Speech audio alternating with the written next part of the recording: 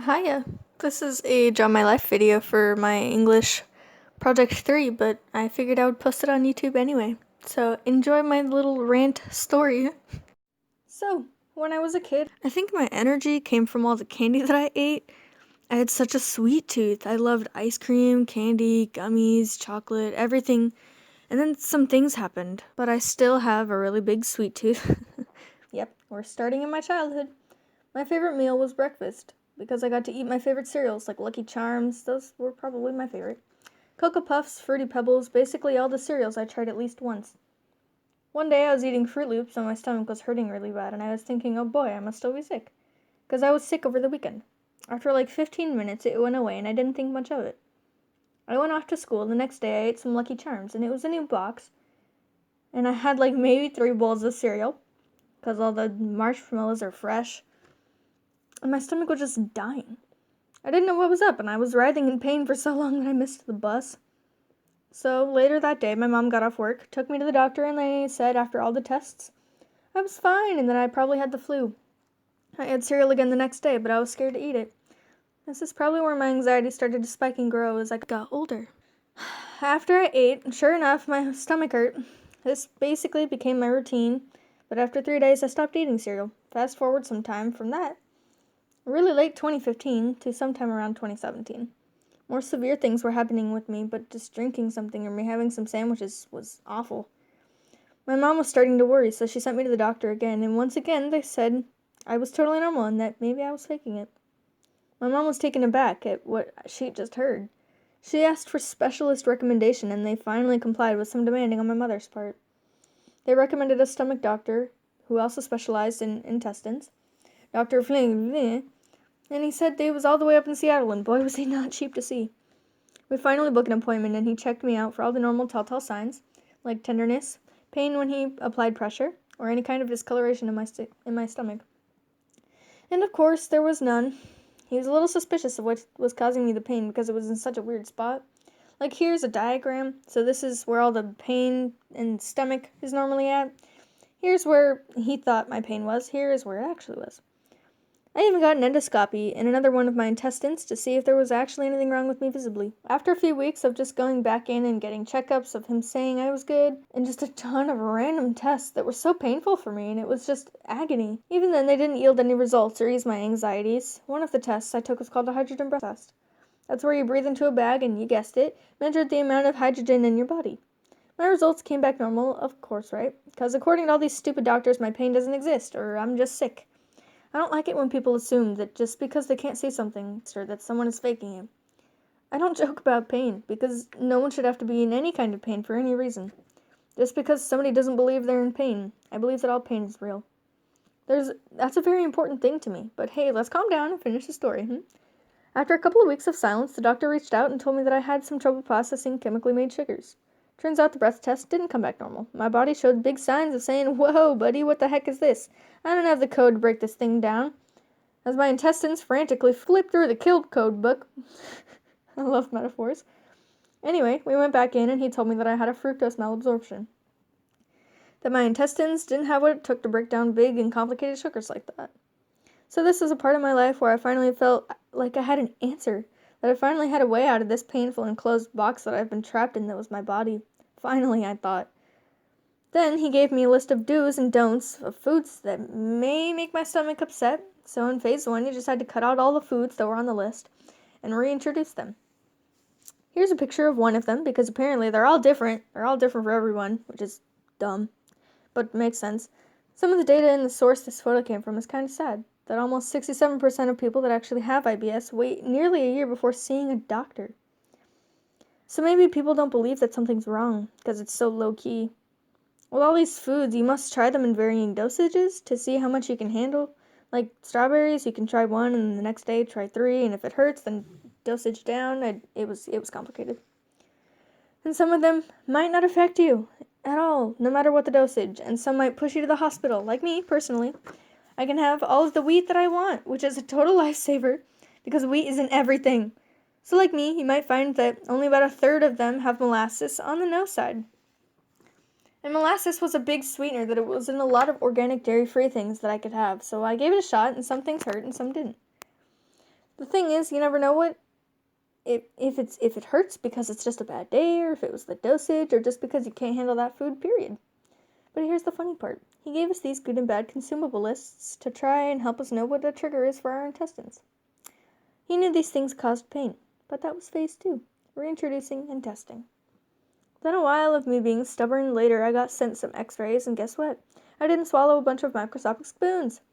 It was fine, nothing crazy showed up in the pictures, except they nonchalantly mentioned that it looked like I had some sludge in my gallbladder. That's the organ you have to digest fats and store bile. Well, there's a study point for your biology test. He said this could be what was causing all of my problems, so I went to take a gallbladder test.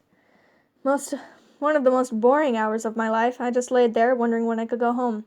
They basically just inject dye into your bloodstream and have your gallbladder work while they scan it to see how it works and how effective it is and if it's painful, blah, blah, blah. It was not painful for me, though. I was just listening to music, though. My earbuds kept falling out. That was the only pain I had. My poor tunes. After a few months, I was having an incredibly bad week. It must have been during the summer. Anyways, I went into the stupid doctor again, and he waited for almost 3 hours. And a nurse finally came in and told me that I needed to get my gallbladder removed. Here's a basic summary of what she said and what we did. So we go in, and some nurse I've never seen before comes in and says, "So according to Dr. readings and notes, you're going to need to get your gallbladder removed." I start to drift off as she continues talking about the intrusive surgery. "It's going to take a couple of hours, and you'll be in recovery for a few months, that you'll have a few symptoms that might occur." My mom cut her off. "Where's the doctor?" She was frantic and angry. This was the middle of my journey into the healthcare system. Well, not quite the middle, not quite the beginning, but close. Crazy, confusing, and very unhelpful. "He's busy right now, but we can set up another appointment." My mom cut her off again. Told her she wanted to see him and hear him tell us that I needed to have surgery. "It is going to be a while, ma'am." She left, and we waited a good 2 or 3 hours before he finally came in. To sum up, what he summed up about what the nurse said was that I needed to get my gallbladder removed because he believed that this was what was causing my symptoms. One of the things he said was that it should take away some of my pain. Not all of it, some of it. We asked for some time to think about it. I was subconsciously panicking because I could only imagine from my previous experiences I've had, but worse. My mother was probably affected the worst. I can only imagine that it's incredibly hard to watch your child go through something like this. But sometimes when parents try to help, they make their child fear the pain so much, and it's called pain catastrophizing, which means that this is when the parents exaggerate the pain. Like in those videos where the parent hits the wall with their hand and cradle the baby's head, pretending like they hit the head, and then the baby starts to cry. Yeah, it makes the child fear it more as well as the parents. And even sometimes make the pain feel worse than it is. Catastrophizing is making something bigger than it is. The act of doing this can make the pain much worse, even when they don't mean to. The parents are only trying to help ease the pain. According to Black, children base all their actions off of examples, like most children do, like monkey see, monkey do. And when the parent fears and worries and takes their child's pain as their own, they unintentionally make it worse for the kid. Because when the child knows to be afraid when this bad feeling comes around. Laura Simmons encouraged parents to make sure to validate their pain, but to help them be resilient. You can be supportive to your child while still making and helping them cope with it, building a strengthening wall. To build up their tolerance for pain instead of making them fear it or helping them for that matter. It'll be better for all parties in the long run if the child has a higher tolerance for the pain or at least a good coping mechanism to help them deal with it in the future. Everyone deals with pain differently. Some people cry, drink, go out and party, game, and some write. This blog is written by someone who deals with fibromyalgia, which is another awful type of chronic pain, and conveys her emotions so well and so relatably.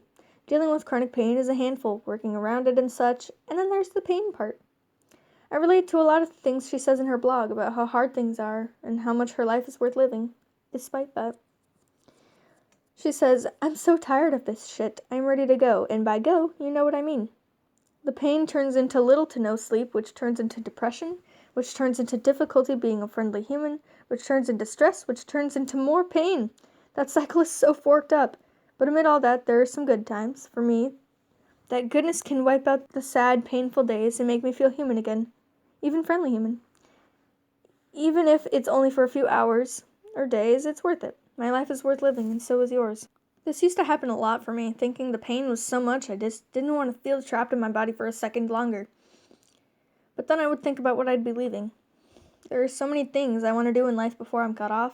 People I want to meet, things I want to eat and maybe hate or enjoy. People I want to spend time with. I couldn't leave all these amazing people and things awaiting me. Like I literally wouldn't know what else to do. I don't think I could handle that much pain. My pain tolerance is already really low. And cycles, man. They go around and around in the worst ways. It goes around and around, yeah. I have many of these, which I know. Hey, you should just stop thinking about it. You'll feel better. Okay. That's like telling somebody getting stabbed not to think about it. It's funny to think about how many other people have experiences like yours when you think, hey, nobody else can feel this way. Because everybody with chronic pain has different kinds of pains. Everybody's tolerance is different. Everyone copes different, and everyone has different triggers. I also expect that people have different rule books, as I like to call them. What they can and can't do, as well as when, where. When my stomach pain flares up, there is a very fine line between talk to me so I can push through and go away so I can pretend the world doesn't exist right now. I feel everyone with pain has gotten there at some point. When I have good days, it totally makes me forget about the bad days. I used to only have a good couple of hours, but as I've gotten older, I've found ways to avoid my pain and gotten a better understanding of the rapidly changing rules in my book. Of rules, that is. That doesn't exist, but I've had to make. When there were only hours, it used to just be this amazing feeling, and right after it would fade back into pain, and I would think, why is this the only thing I can feel? I wish I could run away from myself. But nowadays I have good days, and sometimes good days in a row with only some bad moments that I look past because my friends help me through it, and they don't really matter. I feel I've grown a lot in the past 3 years, figuring out how to avoid pain, as well as how to breathe through the hard points where I'm thinking I can't take it. And I'm so proud of where I am now, which is why sometimes it helps to go back in the past and reread old entries or texts of yours, as well as other people who were hurting and didn't know what else to do, and their thought process in that moment, so that you know how far you've come and how you've gotten through it for this long. So keep going. You're doing it. Past experiences also flood into how you deal with things like these now, as well as the type of people in your life. Let's blast to the past real quick. New. I had been in a hospital only once for something like that. It was for an endoscopy and a colonoscopy. Yeah, I know, stop. A scan to try and investigate my intestines to check for any inflammation or ulcers. It was a full scope, down my throat and into my intestines, and after I woke up, I remember feeling like I had taken a 72-hour nap and didn't know what year it was or how to work my eyes. But I also remember pain. The worst pain I've truly ever experienced. And I wouldn't find out until later that they pumped my organs and insides with air to get the camera around, I guess. I can't describe it in full words and still give you an idea of how incredibly I was suffering, but just imagine. Well, I guess I'm going to try and explain. It felt like someone was trying to make me explode by shoving tiny pieces of acid into my organs and setting it off with more acids. It wasn't a stinging or a burning pain, but it was horrendous. And that's why the thought of getting any actual surgery with like actual incisions and cutting and all that stuff, I was terrified. Let's pop into my childhood for a sec, once again. I'm pretty sure this works for everyone, but I used to pull a lot of all-nighters as a kid. Like I could easily stay up until 6 or 7, either gaming, talking to my friends, or just thinking about something. But I could do that a lot. Anyways, I figured this was just how I am. And I've been doing some research, and there are a ton of studies done on adolescents specifically that have some sort of sleeping problem or just some insomniac symptoms. So, I was wondering, hey, maybe I'm a tiny bit of an insomniac because of my chronic pain. And I looked into it, and people with chronic pain do tend to have some insomnia and vice versa. At the community level, a few large-scale population surveys have now shown that insomnia is a significant risk factor for the development or maintenance of pain symptoms. People reporting insomnia symptoms are at least 3 times more likely to have a chronic, painful, physical condition. 3 times is a lot, man. That means that most of the other people with chronic pain are just up forever, which isn't fun, by the way. In some of their bigger studies, they found that you can continue to get your sleep all messed up for at least 3 nights. It can decrease your pain threshold and amplify negative mood emotions, and produce somatic symptoms mimicking those of fibromyalgia in healthy people. You don't want to be in pain so you can go to sleep, but you can't sleep because you're in pain, and then you're not sleeping causes you pain, and it's just a constant back and forth. One of the things about me is that I try and hide these things. I don't know why, but I do. I try to mask my pain as to seem perfect, like my life is just a perfect bundle of normal people problems. But I'm not perfect, and I'm not a normal people. but it's hard to seem that way, especially when my stomach pain is really flaring up. And some people are good at it, like sometimes you won't even know something is wrong, like celebrities, for example. They have to hide some parts of their lives in order to keep some sort of privacy in their very, very public lives. Unless it interferes with their fame or their occupation, then they should mention it or comment about something. Take Lady Gaga, for example. She has fibromyalgia, but her community didn't even know it until she was releasing her movie on Netflix. She kind of hinted about it in tweets. It's because she had to get treatment for her pain while she was filming for her movie.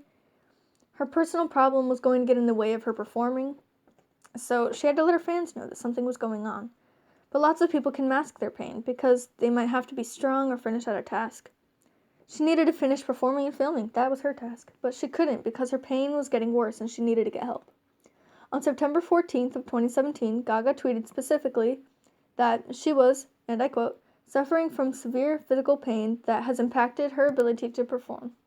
Sometimes you must let people know because you can't uphold a mask. My point with this was that you never know what's going on behind people's masks. Some people even have them specially made and get a 2-for-1 deal, so when you take off the mask, there is another one.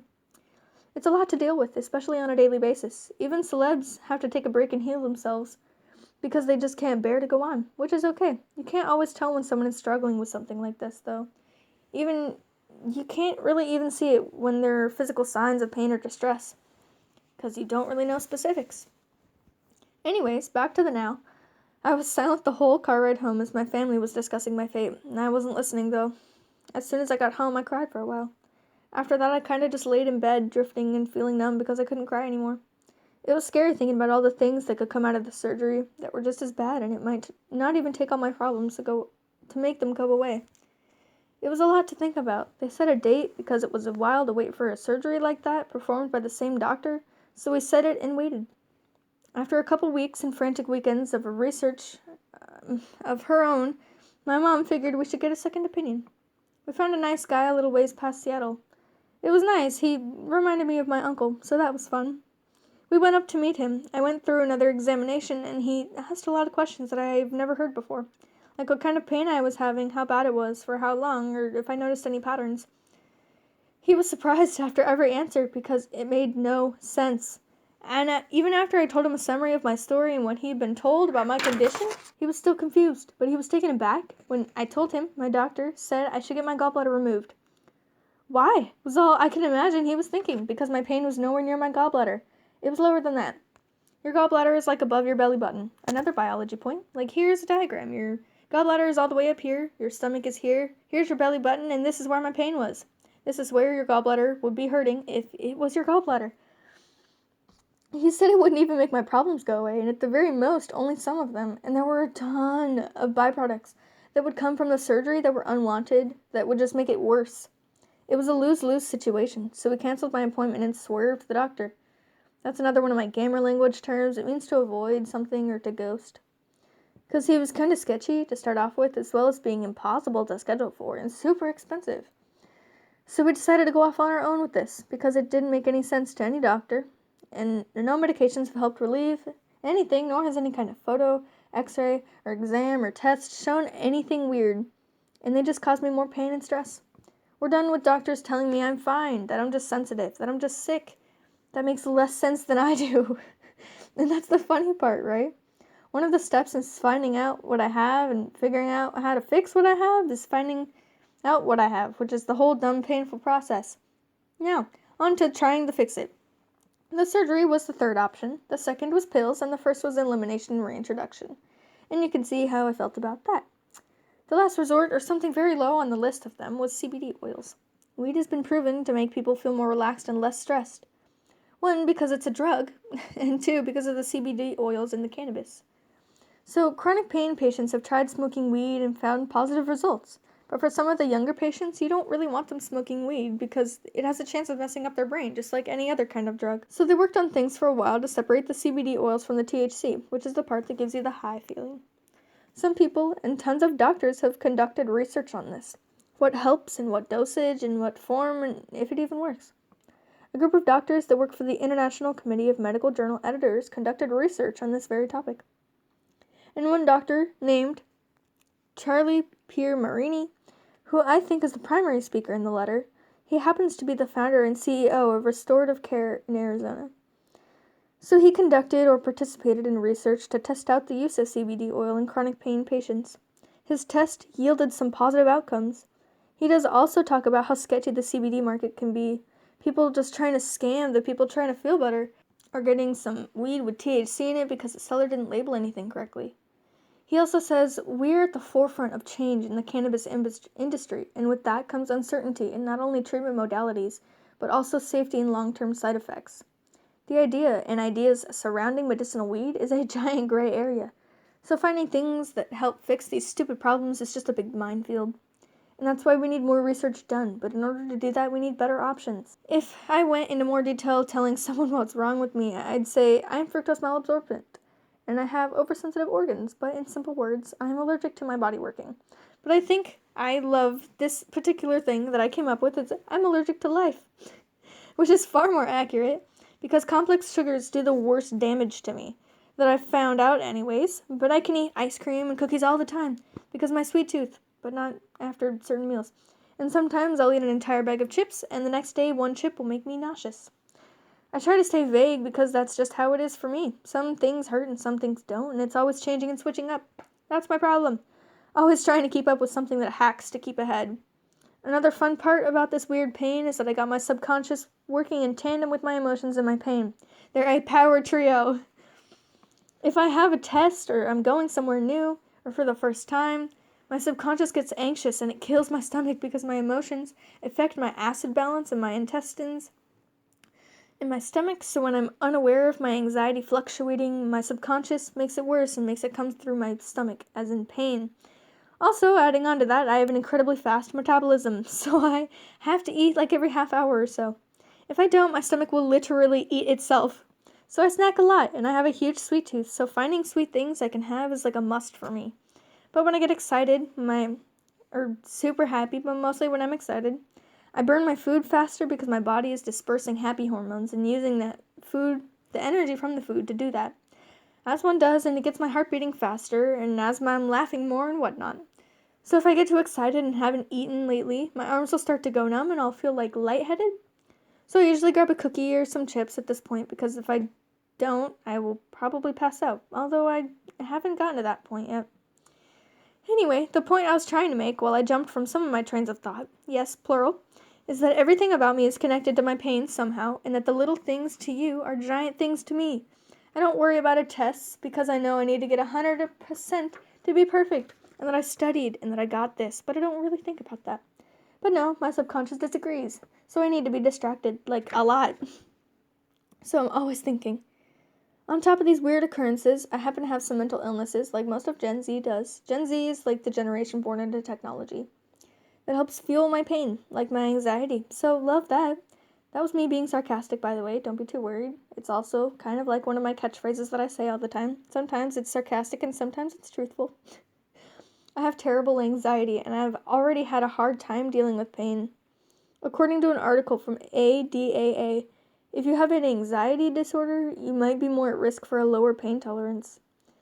This kind of ties into my point earlier about all of my emotions tying into and feeling my pain, because it totally does.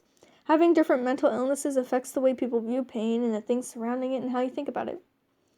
You don't have to be born with them either. Like if you suffer from chronic pain, then you'll eventually develop some sort of anxiety because you're scared of the outcomes of your actions. As health-informed people, everyone experiences pain at some point, but for those with depression and anxiety, pain can become particularly intense and hard to treat. People suffering from depression, for example, tend to experience more severe and long-lasting pain than other people. Think of the saying, you can lead a horse to water, but you can't make it drink. And in this version, the horse is the patient with chronic pain, and the help, medication, and treatments is the water. Except the horse is 15 miles away, and the path to the water is quicksand. It's very hard to get there when you have mental illnesses. It makes it seem even farther, and that seems very discouraging. I always think, which is what helps me get good grades. I'm always thinking. Me thinking all the time makes me go down those thought rabbit holes, like all the time. Thinking about my pain and all the things that help and hurt it, what kinds of things I need to be trying, normal teenager stuff, if I talk too much or too little, constantly running. But with always thinking comes with over-explaining a lot, because you're always constantly going down like 12 tracks of thought all at the same time. I'm distracted a lot, so here's what it looks like in my brain when I'm telling people stuff. So you start at the main story you're going, and then you're like, oh, hey, this connects, but I have to start from the beginning, and you start, and you're going, and oh, hey, this also connects to this, and then you're going, and you're, oh, hey, back to the normal story, and then you're starting back over again, and you're going through it, oh, hey, this other story. It's a whole thing. It's very complicated. But nowadays, I'm just trying to roll with the random things my life throws at me, even though I never got my manual. Just making sure to check in on other people as well as myself occasionally, but not really. As I close out this talk, because I only have like 27 seconds left, I want to say thank you to my gaming and how it's helped me through my life and all the people I've met through it. Like my best friends, Trinity and Piper, and my other friends whom I'm very close with, like Aaron, Cody, Wyatt, Weston, Kai, Trey, Eli, Curtis, and Avi. You'll all always be a part of my life, and thank you for pulling me from myself in the hard times and being there for me in the good ones. Love you. Anyway, thanks for coming to my TED Talk, and for people like me's sake, please don't assume you know what goes on inside closed minds. Thanks for watching. I hope you have a wonderful day.